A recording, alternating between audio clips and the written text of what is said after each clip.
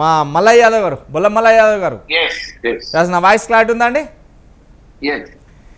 ఏదైతే గతంలో ఉప ఎన్నికలు సంభవించిన వేళ అప్పుడున్నటువంటి బీఆర్ఎస్ పార్టీ నేపథ్యంలో ఒక్కసారిగా గవర్నమెంట్ మొత్తం తన నియోజకవర్గానికి రప్పించుకున్న నేపథ్యంలోపనే అలాంటి వ్యక్తి ఇప్పుడు కూడా గవర్నమెంట్ మొత్తం నా నియోజకవర్గానికి రప్పించేలాగా చేస్తానంటూ సవాల్ విసురుతున్నారు. అతను ఎవరో కాదు, ఈ నేపథ్యంలోనే కాంగ్రెస్ ఎమ్మెల్యే మునుగోడు ఎమ్మెల్యే కోమటిరెడ్డి రాజగోపాల్ రెడ్డి గారు ఈ నేపథ్యంలో తనకు మంత్రి పదవి ఇస్తానన్నారు, కానీ ఇవ్వలేదు.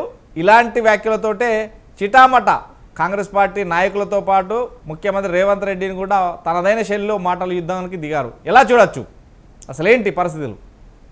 మేము మొదటి నుంచి చెప్తూనే ఉన్నాం, ప్రమాదం ఎవరి వల్లనో కాదు, కాంగ్రెస్ లో గెలిచి కాంగ్రెస్ లో ఉన్న అసమ్మతి వర్గం వల్లనే రేవంత్ రెడ్డి కుర్చీకి, రేవంత్ రెడ్డి గారి పదవికి గండం ఏర్పడుతుంది, ప్రభుత్వం కూలిపోతుంది అని చెప్పేసి అనేక సందర్భాలలో మేము వాళ్ళని ఒక సూచన చేసినాము, హెచ్చరిక కూడా చేసినాం.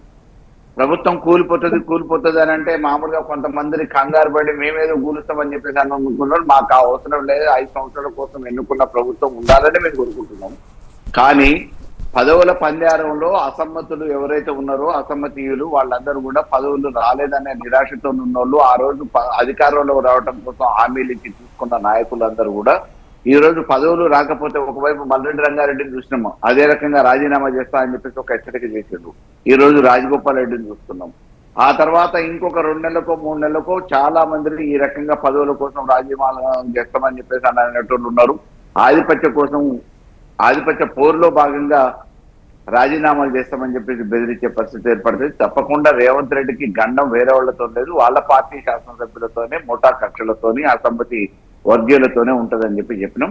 ఏమో చెప్పలేము. డెఫినెట్ గా రాజగోపాల్ రెడ్డి గారు నిజంగా కూడా ఏదో రకంగా వార్తలలో ఉండాలనుకునే మనిషి, ఆయనకంటూ ఒక ప్రత్యేకత ఉంది అని చెప్పుకునే వ్యక్తి. కాబట్టి ఈ రోజు రేవంత్ రెడ్డిని ఆ కుర్చీలో చూడటం ఇష్టం లేకపోతే డెఫినెట్ గా రాజీనామా చేసినా ఆశ్చర్యం ఏం లేదు.